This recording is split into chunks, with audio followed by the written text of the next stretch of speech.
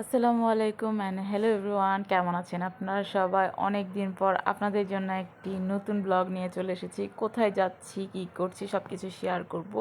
আর আজকের ভিডিওটা খুবই স্পেশাল। আমার খালু হজে যাচ্ছে, সেই জন্য খালুর সাথে দেখা করার জন্য আমরা সবাই মিলে চলে যাচ্ছিলাম আমার খালামণির বাড়িতে।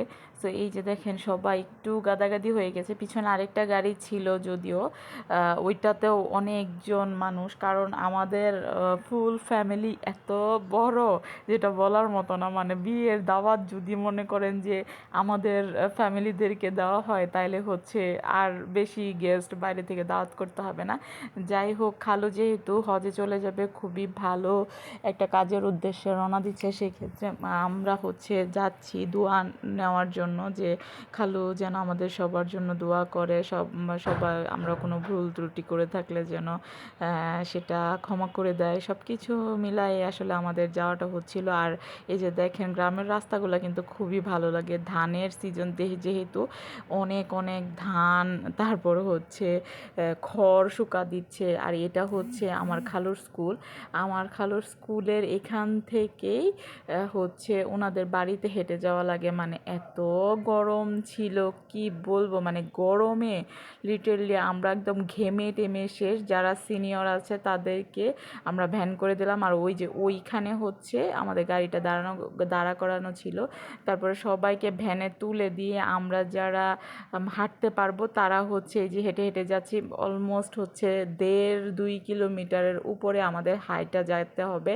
মানে এটা খুবই টাফ ছিল। আর যেহেতু দুপুরের টাইম ছিল, আপনারা জাস্ট দেখেন কি পরিমাণ রোদ, মানে যেটা বিশ্বাস করার মতো না। হ্যাঁ, মানে মানে মনে হইতেছিল যে আসলে মানে স্কিন বার্ন হয়ে যেতেছে, এমন একটা অবস্থা। এই যে দেখেন রাস্তার মধ্যে যে বালি, ওই বালুগুলা পর্যন্ত শুকায় যাচ্ছিল। মানে আমার স্কিনে একদম ফোস্কার মতো পড়ে গেছিলো। হাঁটতে হাঁটতে মানে পারতেছিলাম না। মাঝখানে আব্বু কোক কিনলো, কোক খেয়ে তারপরে একটু রওনা দিলাম। এই জায়গাটা আমার খুবই পছন্দ হয়েছে, এই জায়গাটা খুব সুন্দর। যাওয়ার পরে দেখলাম সব প্লেটে সুন্দর করে ধুয়ে টুয়ে একদম গুছগাছ করে রেখে দিছে।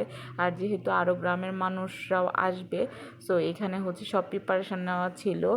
আর আসলে খাবারটা অনেক ভারী ছিল, কিন্তু তারপরেও খেতে মজা লেগেছে, কারণ হাঁটাহাঁটি করার পরে আর গ্রামে গেলে তো দৌড়াদৌড়ি করতেই হয়।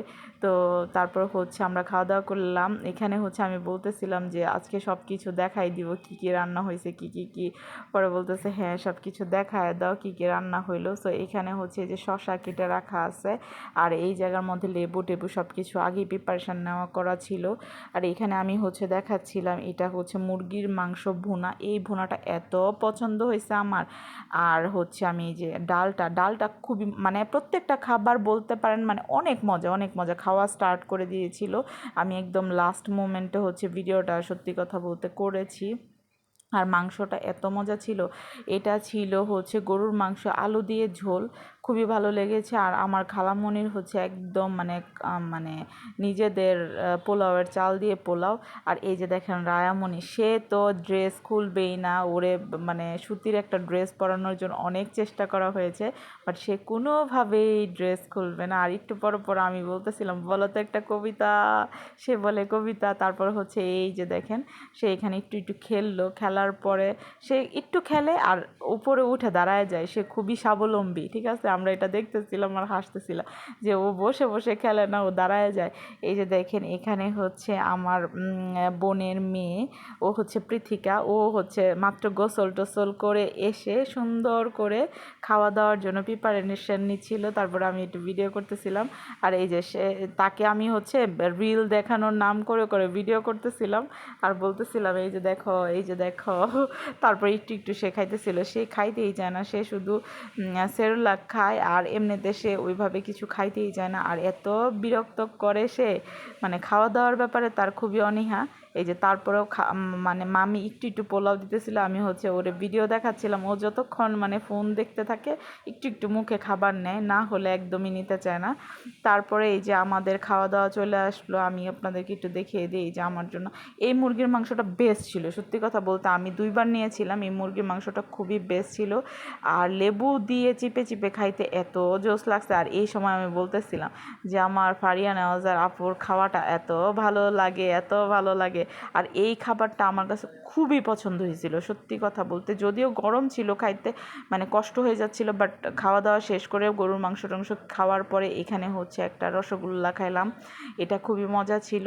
আর তারপরে দেখলাম এখানে মানে আমি পুরোপুরি মানে অবাক হয়ে গেছি যে এখানে নাকি এক একজন এক এক বাড়িতে 100, 150, 53, 55 মণ করে ধান হচ্ছে তারা মাড়াই করে। আর গরমের সময় ধান মাড়াই করা এত পরিমাণ কষ্ট।